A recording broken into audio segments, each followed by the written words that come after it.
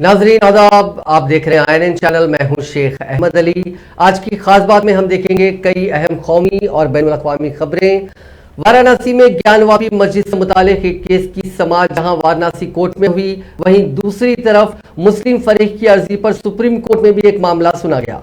अदालत उज़्मा ने मुस्लिम फरीक को गौर से सुना और कहा कि इस मामले में ज़ैली अदालत में समाअत चल रही है, जिसे जारी रखा जाना चाहिए। सुप्रीम कोर्ट ने कहा कि सिविल कोर्ट को मुस्लिम फरीक की अर्जी पर समाअत करने की हिदायत दी जा सकती है।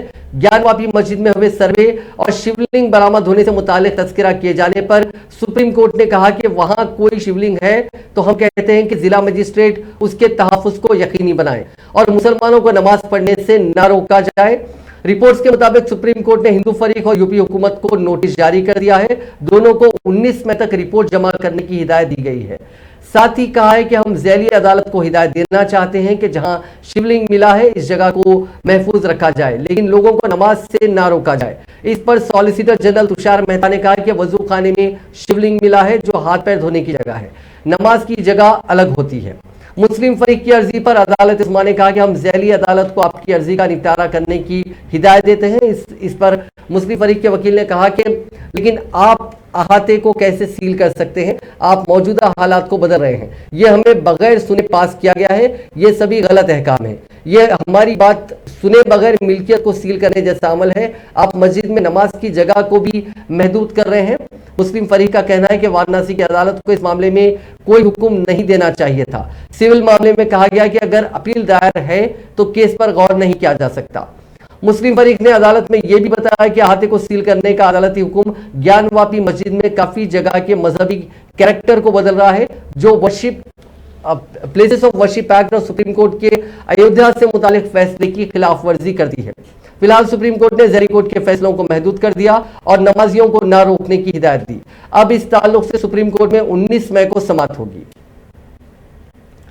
वाराणसी की एक अदालत ने मंगल को ज्ञानवापी मस्जिद सर्वे मामले में समाअत करते हुए अजय मिश्रा को कोर्ट कमिश्नर ओहदे से हटा दिया। उन्हें मुबैना तौर पर मीडिया के सामने वीडियो सर्वे के बारे में जानकारी इफ्शा करने की वजह से हटाया गया है। अब उनके असिस्टेंट विशाल सिंह को कोर्ट कमिश्नर यानी एडवोकेट कमिश्नर की जिम्मेदारी सौंपी गई है। इस दरमियान अदालत ने कोर्ट कमिश्नर को वीडियो सर्वे पर रिपोर्ट दाखिल करने के लिए 2 दिन का वक्त दिया है। इस दरमियान हिंदू अर्जी दहिंदगान ने वाराणसी की एक अदालत में नई अर्जी दाखिल की है, जिसमें नंदी की मूर्ति और शिवलिंग के दरमियान वाक़ एक दीवार को गिराने का मुतालबा किया, जिसका दावा वीडियो सर्वे के दौरान उन्होंने किया है। अर्जी दहिंदगान ने कहा कि शिवलिंग के आसपास की दीवार और मलबे को गिरा देना चाहिए और दलाइल की तस्दीक के लिए नए सिरे से सर्वे किया जाना चाहिए। दीवार मस्जिद के मशरिकी हिस्से में वाक़ है। अदालत ने अर्जी को समाअत के लिए कबूल कर लिया है। इस फैसले के बाद अजय मिश्रा ने मीडिया में रद्द-ए-अमल जाहिर करते हुए कहा कि वो सियासत का शिकार हो गए हैं। उन्होंने कोर्ट कमिश्नर बनाए गए विशाल सिंह पर शदीद इल्जाम आयद करते हुए कहा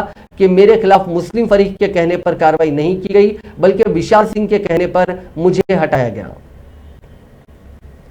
MIM के सरबराह असदुद्दीन अवैसी ने दावा किया है कि ज्ञानवापी मस्जिद के अहाते से शिवलिंग नहीं बल्कि फवारा बरामद हुआ और ऐसा फवारा हर मस्जिद में मौजूद होता है। असदुद्दीन अवैसी ने कहा कि ज्ञानवापी मस्जिद में सर्वे के दौरान बरामद जिस चीज को शिवलिंग करार दिया जा रहा है वो दरअसल फवारा है जो 10 साल से बंद पड़ा है। मस्जिद के किसी भी हिस्से को सील करना पार्लियामेंट के जरिए मंजूर करदा 1991 के कानून की खिलाफ वर्जी है। अवैसी ने कहा कि मस्जिद कमेटी का साफ कहना है कि मस्जिद से शिवलिंग नहीं बल्कि फवारा बरामद हुआ और हर मस्जिद में एक फवारा मौजूद होता है। असदुद्दीन अवैसी ने कहा कि अदालत की तरफ से मुकर्ररा कमिश्नर ने अदालत में यह दावा नहीं किया कि मस्जिद से शिवलिंग बरामद हुआ, बल्कि अदालत में यह दावा हिंदू फरीक के वकील की जानिब से किया गया। इस पर अदालत ने उस जगह को सील करने का हुक्म दिया। यह हुक्म पार्लियामेंट के प्लेसेस ऑफ वर्शिप एक्ट के खिलाफ है। 27 अप्रैल 2019 और आपके बिरादरी के जर्नलिस्ट का नाम सुशील कुमार, असद नहीं है नाम उसका, समझे ना? तो उसमें ये लिखा हुआ है, गलत है तो आप उनको भी सूख कर दीजिए। तो कहा गया उसमें रिपोर्ट में कहा गया। अब आप ज्ञानवापी में तो नंदी दिख रहा, फिर उसके ऊपर नहीं ये अरे भाई साहब ये तो सब ये कहा गया ना, ये सब चीजें हुई बोल के, ये सब चीजें हुई। अब आप उसको नहीं मान रहे तो इसलिए ढूंढ के निकाला आपकी नॉलेज में इजाफा करने के लिए। सिर्फ एक ही मैगजीन में। हाँ। On 2nd March, local residents attempted to bury an idol of the Nandi bull in the compound of Gyanvapi Mosque. तो ये हरकत हुई, इसको आप डिनाई मत सर करिए। लाइव में हाँ। सर वो हिंदी में बोल दीजिए जो कोर्ट देखिए, का- आज जो मैं शुरू से कह रहा हूं कि जो लोअर कोर्ट का ऑर्डर है वो इलीगल है, कंप्लीटली इलीगल है। हम ये उम्मीद कर रहे थे कि आज सुप्रीम कोर्ट उस पूरे ऑर्डर पर स्टे लगा देगा, मगर थोड़ा डिसअपॉइंटमेंट हुआ है कि वो कंप्लीट ट्रायल कोर्ट का ऑर्डर सुप्रीम कोर्ट ने स्टे नहीं लगाई। मगर उम्मीद करते हैं कि आइंदा हियरिंग में सुप्रीम कोर्ट लोअर कोर्ट के ऑर्डर पर कंप्लीट स्टे लगाएगा और मुकम्मल उस पर इंसाफ हो जाएगा। सुप्रीम कोर्ट ने सर कहा है कि जो जिस जगह पर शिवलिंग मिली है उस जगह को सील किया नहीं, जाए। देखिए, सुप्रीम कोर्ट ने कहा इन द इम्प्यून ऑर्डर, ये लफ्ज आप इस्तेमाल मत करिए। इन द इम्प्यून ऑर्डर का लफ्ज सुप्रीम कोर्ट ने इस्तेमाल किया है और 19 तारीख को हियरिंग है, देखिए क्या होता है। क्या उम्मीद करते हैं सर नेक्स्ट हियरिंग में आपके? नहीं, मैं कैसा बोलूं, मैं कैसा प्रीजज करूं। हम तो उम्मीद कर रहे हैं कि इंशाल्लाह सुप्रीम कोर्ट पूरा कंप्लीट स्टे लगा देगा, मुकम्मल इंसाफ होगा, सर क्योंकि फिर उसके बाद छुट्टियां भी शुरू हो रही सुप्रीम कोर्ट को। सर इस मसले पर मुस्लिम पर्सनल लॉ बोर्ड ने एक मीटिंग कॉल की है, आप मेंबर भी हैं। एजेंडा क्या रहेगा उस मीटिंग का, क्या है, थोड़ा तफसील से ये जो ज्ञानवापी मस्जिद का मुद्दा जो आया है, और ऐसे कई मसाजिद हैं वहां पर भी इस तरह के झूठे दावे किए जा रहे हैं, और मुल्क में जो नफरत की राजनीति हो रही है, बीजेपी अपनी नाकामियों को छुपाने के लिए इस तरह के मुद्दों को आगे बढ़ा रही है। तो ये उसमें मीटिंग में जूम पर मीटिंग होगी और उस मीटिंग के बाद जाहिर है मुस्लिम पर्सनल लॉ बोर्ड के स्पोक्स पर्सन आपको पूरा बोलेंगे उसमें क्या तय हुआ, क्या क्या बातें हुई।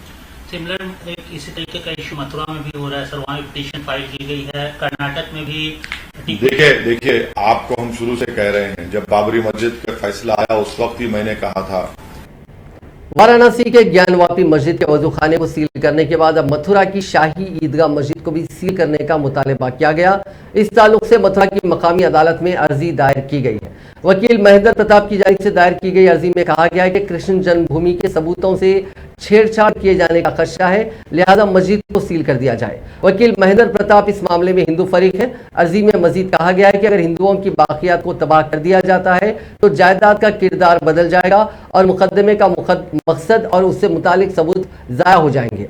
ऐसी सूरत हाल में ईदगाह मस्जिद में हर किसी की नकलो हरकत पर पाबंदी आयद करके उस अहाते के लिए मुनासिब हिफाजती इंतजाम किए जाए या अहाते को सील कर दिया जाए। हिंदू फरीक की जानिब से दायर अर्जी में मुतालबा किया गया कि ईदगाह मस्जिद के अहाते को सील करने के बाद मौके पर एक सिक्योरिटी ऑफिसर तैनात किया जाए और उसे हिदायत दी जाए कि वो हिंदुओं के कदीम मजहबी निशान स्वास्तिक, कमल, ओम और दीगर नमूने तबाह न होने दे। क़ब्ल अज़ीम पीर के रोज़ वाराणसी के ज्ञानवापी मस्जिद में एक सर्वे के बाद दावा किया गया था कि वहां पर एक वजू खाने से एक शिवलिंग बरामद हुआ। हिंदू फरीक की दरखास्त पर निचली अदालत ने वजू खाने को सील करने का हुक्म दिया था। हिंदुस्तान में महंगाई रोज बरोज नई ऊंचाइयां छूती हुई दिखाई दे रही है। खुर्दा महंगाई पहले से ही 8 साल की आला सतह पर है और अब WPI यानी होलसेल प्राइस इन्फ्लेशन यानी थोक शरह महंगाई ने भी नया रिकॉर्ड कायम करते हुए जबरदस्त छलांग लगाई और 15% के पार निकल गई है। साल 1998 के बाद ऐसा पहली बार हुआ है कि जब थोक शरह महंगाई 15% के पार गई। इससे कबल 1998 के दिसंबर माह में WPI 15% से ऊपर थी। एक रिपोर्ट के मुताबिक department of promotion of industry and internal trade ने जो ताज़ा अदाद-ओ-शुमार जारी किए हैं उसके मुताबिक अप्रैल 2022 में थोक शरह महंगाई बढ़कर 15.08% पर पहुंच गई है। साल भर पहले थोक महंगाई की शरह 10.74% थी। एक महीना पहले यानी मार्च 2022 में इसका परसेंटेज 14.55% था। यह लगातार 13वां ऐसा महीना है जब थोक शरह महंगाई 10% से ज्यादा रही। काबिल जिक्र है कि दिसंबर 1998 में थोक शरह महंगाई 15.32% थी, 15.32% रही और डर है कि कहीं आने वाले दिनों में ये रिकॉर्ड भी ना टूट जाए। गुज़िश्ता कुछ महीनों के आदाद-ओ-शुमार पर नजर डालें तो एक साल से थोक महंगाई लगातार बढ़ रही है। रवां साल फरवरी में थोक महंगाई कुछ कम होकर 13.43% पर आई थी, लेकिन इसके बाद रूस यूक्रेन जंग के सबब खाम तेल की कीमतें आसमान छूने लगी और चीजों की कीमतों में भी इजाफा होना शुरू हो गया। नतीजा ये हुआ कि शरह महंगाई भी तेजी से बढ़ने लगी। मार्च में होलसेल प्राइस इंडेक्स की शरह 1% से ज्यादा उछलकर 14.55% पर पहुंच गई थी।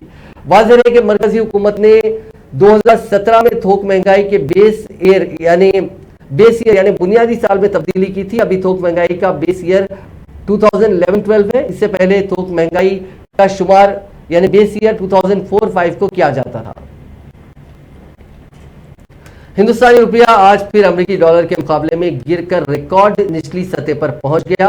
आज 14 पैसे गिरकर रुपया एक अमेरिकी डॉलर के मुकाबले 77 रुपए 69 पैसे पर पहुंच गया। अमेरिका में मॉनेटरी पॉलिसी शरहों के सख्त होने की उम्मीद से भी रुपये पर असर पड़ा है, क्योंकि तरक्की याफ्ता बाजारों में किसी भी तरह का इजाफा आमतौर पर उभरते बाजारों से फंड के आउटफ्लो के साथ होता है ताकि हाई रिटर्न जमा किया जा सके। आलमी मरकजी बैंकों के जरिए जनरल पॉलिसी शुरू करने के बाद रुपए पर दबाव आ रहा है और गुज़िश्ता हफ्ते आरबीआई ने भी अहम शरह सूदों में इजाफा करना शुरू कर दिया था। इसके अलावा आलमी खाम तेल की कीमतों में तेजी भी रुपए में गिरावट का एक सबब है। वज़ीर आज़म नरेंद्र मोदी ने आज मकामी तौर पर बनाए गए 5G टेस्ट बेड को कौम के नाम वक्फ करते हुए कहा कि 21वीं सदी में कनेक्टिविटी मुल्क की तरक्की का तयन करेगी और इस दहाई के आखिर तक 6G खिदमत भी शुरू हो जाएंगी। इसके लिए एक टास्क फोर्स ने काम करना शुरू कर दिया है। आज टेलीकॉम रेगुलेटर ट्राई की सिल्वर जुबली के मौके पर मुनक़दा तकरीब से खिताब करते हुए मोदी ने कहा कि यह खुशकुन इत्तेफाक है कि आज इस तंजीम ने 25 साल मुकम्मल कर लिए हैं, फिर मुल्क अगले 25 सालों के लिए रोड मैप पर काम करेगा।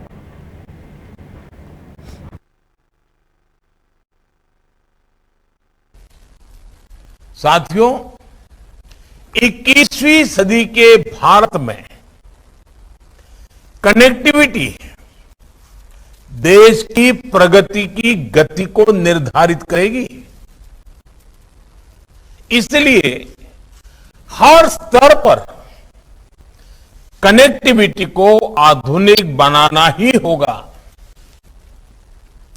और इसकी बुनियाद का काम करेंगे आधुनिक इंफ्रास्ट्रक्चर का निर्माण, आधुनिक टेक्नोलॉजी का ज्यादा से ज्यादा इस्तेमाल। 5G टेक्नोलॉजी भी देश की गवर्नेंस में, ease of living, ease of doing business, इन अनेक विषयों में सकारात्मक बदलाव लाने वाली है। इससे खेती, स्वास्थ्य, शिक्षा, इंफ्रास्ट्रक्चर और लॉजिस्टिक्स हर सेक्टर में ग्रोथ को बल मिलेगा। इससे सुविधा भी बढ़ेगी और रोजगार के भी नए अवसर बनेंगे। अनुमान है कि आने वाले 1.5 दशक में 5G से भारत की अर्थव्यवस्था में $450 बिलियन का योगदान होने वाला है। यानी ये सिर्फ इंटरनेट की गति नहीं, बल्कि प्रगति और एम्प्लॉयमेंट जनरेशन की गति को भी बढ़ाने वाला है। इसलिए 5G तेजी से रोल आउट हो, इसके लिए सरकार और इंडस्ट्री दोनों को कलेक्टिव एफर्ट्स की जरूरत है। इस दशक के अंत तक हम 6G सर्विस भी लॉन्च कर पाए, इसके लिए भी हमारी मरकजी वजीर दाखिला अमित शाह ने मंगल को एक मीटिंग में जम्मू कश्मीर में अमरनाथ यात्रा के दौरान सिक्योरिटी इंतजामात, सफरी तैयारियों और रियासत में सिक्योरिटी सूरत हाल का जायजा लिया। जराये के मुताबिक मीटिंग में कश्मीरी पंडितों को निशाना बनाने वाले हालिया हमलों से पैदा होने वाली सूरत हाल का भी जायजा लिया गया। अमित शाह की सदारत में हुई मीटिंग में मरकज के ज़ेर इंतजाम इलाके के लेफ्टिनेंट गवर्नर मनोज सिन्हा, मरकजी दाखिला सेक्रेटरी अजय भल्ला और सिक्योरिटी और इंटेलिजेंस एजेंसियों के सरबराहान ने शिरकत की। काबिल जिक्र है कि अमरनाथ यात्रा, जो कि कोरोना की वजह से पिछले 2 सालों से मुसलसिल मुलतवी है, 30 जून से शुरू हो रही है। मुलाकात में इस मीटिंग में मौसमाती निज़ाम, यात्रा के रूट पर सिक्योरिटी, ज़ायरीन के लिए सेहत की सहूलियात और दीगर ज़रूरियात पर तफसीली तबादला ख्याल किया गया। यात्रा से मुताल्लिक ज़रूरी मालूमात लेने के बाद अमित शाह ने सभी से तैयारियों को मजबूत बनाने और हिफाजती इंतजामात पर खुसूसी तवज्जो देने को कहा। सिक्योरिटी और इंटेलिजेंस एजेंसियों ने वज़ीर दाखिला को रियासत की सूरत हाल के बारे में हक़ाइक़ और असल सूरत हाल से आगाह किया। जम्मू कश्मीर में गुज़िश्ता चंद हफ्तों में दहशतगर्दों ने मुख्तलिफ मकामात पर हमले किए, जिनमें कुछ लोगों की मौत हुई। हाल ही में कश्मीरी पंडितों को निशाना बनाकर भी हमले किए गए। कश्मीरी पंडित बरादरी ने इसके खिलाफ एहतजाज किया और बरादरी के एक वफद ने लेफ्टिनेंट गवर्नर से मुलाकात भी की। वज़ीर दिफा राजनाथ सिंह ने मंगल को कहा कि मेन लाइन से दूर मुल्क के इक़्तिसादी और स्ट्रैटेजिक मफादात का दिफा करने के लिए दूर दराज के इलाकों तक फौजी ताकत बढ़ाना जरूरी है। मुंबई के मुज़गांव डॉकयार्ड में बनाए गए 2 देसी जंगी जहाज INS सूरत और INS उदयगिरी की लॉन्चिंग तकरीब से खिताब करते हुए राजनाथ सिंह ने कहा कि अगर कोई मुल्क मेन लाइन से दूर अपने इक़्तिसादी या स्ट्रैटेजिक मफादात का दिफा करना चाहता है तो उसे मेन लाइन से काफी दूर तक के इलाकों में फौजी ताकत में इजाफा करना जरूरी है।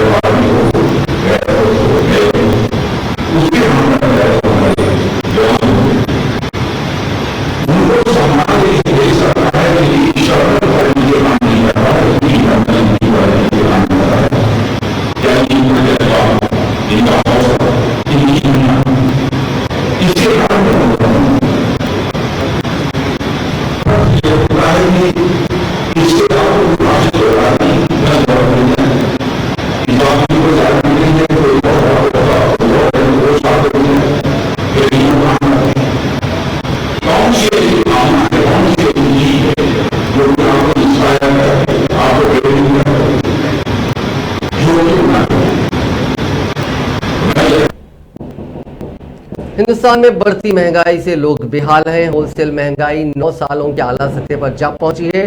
कांग्रेस कायद राहुल गांधी ने एक बार फिर मोदी हुकूमत को घेरा है। उन्होंने ट्वीट कर कहा कि अवाम के इश्यूज कमाई, महंगाई, बीजेपी के इश्यूज फसाद, तानाशाही। मुल्क को आगे बढ़ाना है तो बीजेपी की मनफी सोच और नफरत की सियासत को हराना है। आओ मिलकर भारत जोड़ो। वाज़ेह है कि फरवरी 2022 में थोक प्राइस इंडेक्स पर मबनी शरह महंगाई 13.11% रही थी। थोक महंगाई शरह का गुज़िश्ता 5 महीने का ये आला सतह है। कांग्रेस ने कहा कि भारतीय जनता पार्टी मजहब, जात-पात और इलाकियत के नाम पर तशद्दुद करके मुल्क को तोड़ने की कोशिश कर रही है। इसीलिए उसकी साजिश से मुल्क को बचाने के लिए पार्टी ने उदयपुर शिविर में भारत जोड़ो का नारा दिया है। कांग्रेस के सीनियर तर्जुमान अजय माकन ने मंगल को पार्टी हेडक्वार्टर्स में एक प्रेस कॉन्फ्रेंस में कहा कि बीजेपी लीडर्स और मुल्क के हुक्मरान गलत फहमी का शिकार है।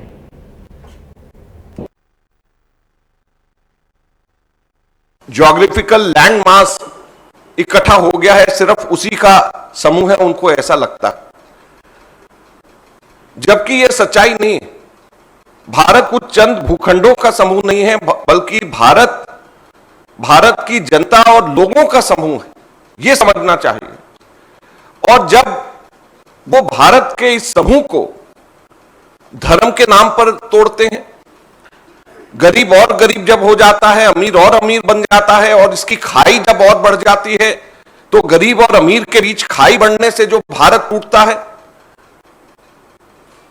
जब हमारे दलित और आदिवासी और प्रताड़ित होते हैं और दूसरे हमारी सोसाइटी के सेगमेंट्स दूसरे और हमारे जनसमूह के साथ में टूटते हैं, तो भारत टूटता है। और आज हम लोग कांग्रेस पार्टी चिंतन शिविर के नव संकल्प शिविर के माध्यम से यह कहना चाहती है कि हम भारत को टूटने नहीं देंगे। भारत को तोड़ने की जो नासमझी भरी हरकत भारतीय जनता पार्टी के लोग कर रहे हैं, उसको नहीं हम होने देंगे, हम भारत जोड़ेंगे। तो इसलिए सुब्बाराव जी का जो गांधीयन थे, उनकी संस्था के द्वारा यह दिया गया नारा था, जोड़ो जोड़ो भारत जोड़ो। और हमने सुब्बाराव जी की संस्था का जोड़ो जोड़ो भारत जोड़ो का नारा लिया, और हम लोग पूरे हिंदुस्तान के अंदर कांग्रेस के सभी लोग यात्राएं कर करके भारत को जोड़ने की बात करेंगे। और भारत टूट रहा है, भारत को तोड़ने की साजिश करी जा रही है, यह हम लोगों को बताना चाहेंगे। चाहे धर्म के नाम पे जब लोगों को बांटा जाए, तोड़ा जाए, तो भारत टूटता है। और आज हम भारतीय जनता पार्टी के हुक्मरानों को यह कहना चाहेंगे, विनम्रता से निवेदन करना चाहेंगे, अपनी इस कार्य को दोबारा से सोचें। ऐसा ना हो जाए कि भारत को वो इतना तोड़ दें कि भारत को जोड़ना ही नामुमकिन हो जाए। भारत के ज्योग्राफिकल लैंड मास इकट्ठा हो गया है, सिर्फ उसी का समूह है, उनको ऐसा लगता है, जबकि यह सच्चाई नहीं है। भारत कुछ चंद भूखंडों का समूह नहीं है, बल्कि भारत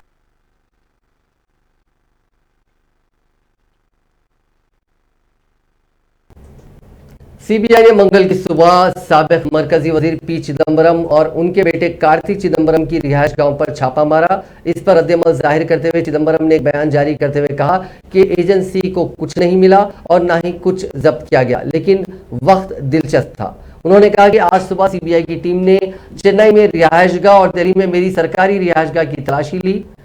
टीम ने मुझे एक एफआईआर दिखाई जिसमें मेरा नाम बतौर मुलजिम नहीं है। खबलजी कांग्रेस ने चिदम्बरम का दिफा किया और इल्जाम आयद किया कि उन्हें बदनाम किया जा रहा है। कांग्रेस के जनरल सेक्रेटरी रणदीप सिंह सुरजेवाला ने ट्वीट किया कि पी चिदम्बरम एक कौम परस्त और मुहिब वतन है जिनकी मुल्क से वाबस्तगी शुकूक व शुबहात से बालातर है। उन्होंने इल्जाम आयद किया कि सीबीआई उन्हें बदनाम करने के लिए कहानियां गढ़ रही है। उन्होंने कहा कि सीबीआई के जरिए साबिक वजीर दाखिला और वजीर खजाना के खिलाफ बेतुके इल्जामात सियासी गुफ्तगू में निचली सतह की अक्कासी करते हैं। छापों पर रद्देमल जाहिर करते हुए कार्ति चिदम्बरम ने एजेंसी पर तनकीद करते हुए कहा कि अब तो उन्हें भी याद नहीं है कि कितनी बार छापे मारे गए हैं। उन्होंने ट्वीट किया कि मुझे गिनती याद नहीं है कि कितने बार छापे मारे गए, ये एक रिकॉर्ड होना चाहिए। उत्तराखंड में चार धाम यात्रा के आगाज के बाद से अब तक 40 से ज्यादा अफराद अपनी जान गंवा चुके हैं। एक रिपोर्ट के मुताबिक अब तक कम से कम 41 यात्री अपनी जान गंवा चुके हैं। रिपोर्ट के मुताबिक सबसे ज्यादा अमवात 15 केदारनाथ की यात्रा के दौरान वाक़ हुई। इसके अलावा 14 यमुनोत्री की यात्रा करने वाले, बद्रीनाथ की यात्रा करने वाले 8 और गंगोत्री की यात्रा करने वाले 4 अखीरतमंदों ने अपनी जान गंवाई। रिपोर्ट के मुताबिक बेशतर यात्रियों की मौत हाई ब्लड प्रेशर, दिल से मुतालिक इमराज और पहाड़ पर चढ़ने से होने वाली परेशानियों के सबब वाक़ हुई। इंतजामिया ने सलाह दी है कि इस तरह की बीमारियों में मुब्तला अफराद यात्रा न करें। ख्याल रहे कि यात्रा का आगाज 3 मई को अक्षय तृतीया के मौके पर वज़ीर आला पुष्कर सिंह धामी की मौजूदगी में अकीदतमंदों के लिए गंगोत्री और यमुनोत्री पोर्टल खोलने के साथ हुआ था, जबकि केदारनाथ के दरवाजे 6 मई को और बद्रीनाथ के दरवाजे 8 मई को खोले गए। उत्तराखंड में बारिश रुकने के बाद बद्रीनाथ यात्रा दोबारा शुरू कर दी गई है। बताया जा रहा है कि पीर की रात मूसलाधार बारिश और लैंडस्लाइडिंग की वजह से यात्रा रोक दी गई। बद्रीनाथ यात्रा मंगल की सुबह 6 बजे दोबारा शुरू की गई। असम में सैलाब के चलते हालात खराब हो गए हैं। रियासत के कछार, चराईदेव, दरंग, धेमोजी, डिब्रूगढ़ और दीमा हसाओ समेत 24 अजला में अब तक 2 लाख से ज्यादा लोग सैलाब से मुतासिर हुए हैं। सैलाब और लैंडस्लाइडिंग से अब तक 7 लोगों की मौत हो चुकी है। महकमे मौसमियात ने केरल के 4 जिलों में भी बारिश का अलर्ट जारी किया है।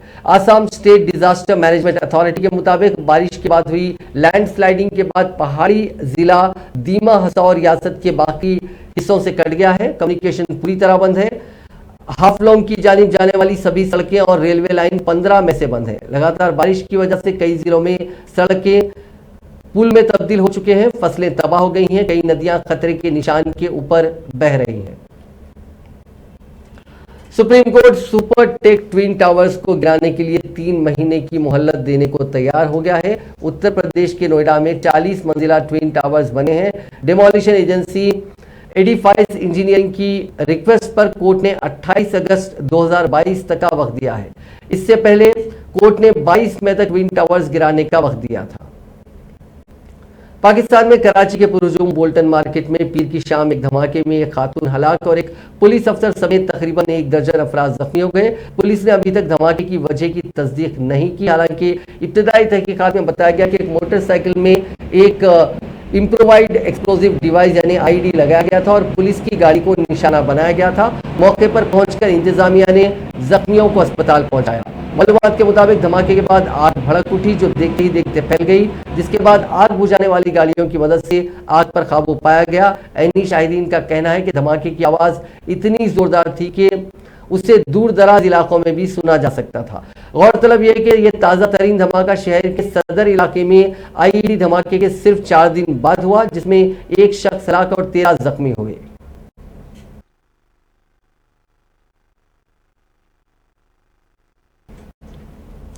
जापान में एक पूरे कस्बे के लिए तय किया गया 2,77,00,000 रुपए का कोविड फंड एक शख्स के खाते में ट्रांसफर हो गया। जब ओहदेदारों को अपनी गलती का एहसास हुआ तब तक वो शख्स सारा पैसा लेकर फरार हो चुका था। दरअसल अप्रैल में जापान के यामागुची सूबे में रह रहे 463 खानदानों के लिए तय किया गया 2,77,00,000 रुपए का कोविड रिलीफ फंड गलती से एक 24 साल के शख्स के अकाउंट में ट्रांसफर हो गया। एक फॉर्मेटिंग एरर के चलते ये गलती हुई, लेकिन जब तक अथॉरिटीज को अपनी गलती का एहसास हुआ और वो पैसा रिकवर करने पहुंचे तो पता चला कि आदमी और पैसा दोनों गायब हो चुके थे। इसके बाद अथॉरिटीज ने सभी 463 खानदानों से माफी मांगी जिनको इस रकम में से हिस्सा मिलने वाला था। 13 दिन बाद 21 अप्रैल को जब इंतजामिया ने आखिरकार उस शख्स को ढूंढ निकाला तो उसने बताया कि सारा पैसा गायब हो चुका है और इसके लिए कुछ नहीं किया जा सकता। इस जवाब पर इंतजामिया कुछ नहीं कर सकता था क्योंकि कानूनी तौर पर शख्स ने चोरी नहीं की थी और पैसा उसके अकाउंट में गलती से ट्रांसफर हुआ था।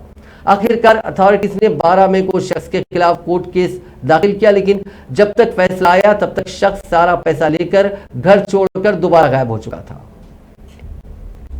यूक्रेन और रूस में छिड़ी जंग को 80 से ज्यादा दिन हो चुके हैं। यूक्रेन के जवाबी हमलों के बीच रूसी फौजी आसपास के इलाकों से पीछे हट रहे हैं। इस बीच यूक्रेनी फौजियों का एक वीडियो वायरल हुआ। इसमें वो रूसी सरहद पर खड़े हैं और अपने प्रेसिडेंट को बोल रहे हैं कि हम यहां पहुंच गए हैं। लोगों को ये वीडियो काफी पसंद आ रहा है।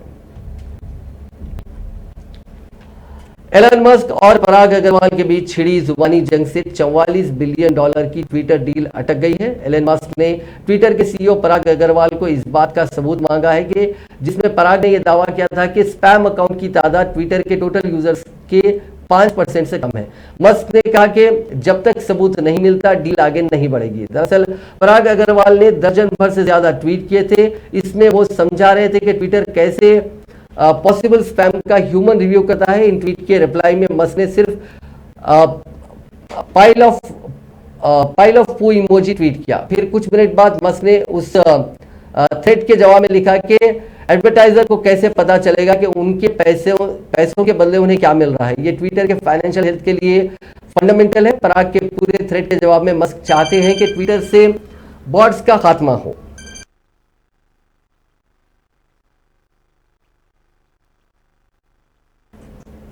पंजाब किंग्स के लिए प्लेऑफ के दरवाजे खुले तो हैं, लेकिन उन्हें काफी जद्दोजहद करना बाकी है। ऐसे माहौल में पंजाब के खिलाड़ी ओडियन स्मिथ के मस्ती भरे अंदाज के सोशल मीडिया पर तहलका मचा दिया। जो भी इस वीडियो को देख रहा है वो अपनी हंसी नहीं रोक पा रहा है। ओडियन स्मिथ की एक छींक से पंजाब की पूरी टीम ताश के पत्तों की तरह गिरती चली गई।